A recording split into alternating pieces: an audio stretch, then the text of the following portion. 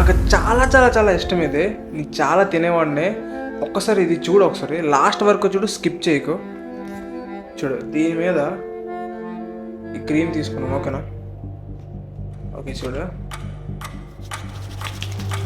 మొత్తం మొత్తం ఫుల్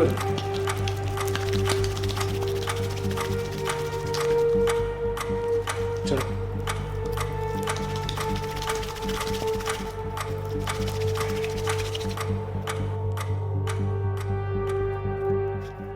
చూడు, మొత్తం మొత్తం పామ్ ఆయిలే,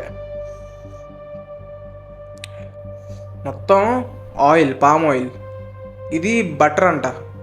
అది మనం అసలు ఇది చూసాకైతే నాకు మైండ్ పోతుంది.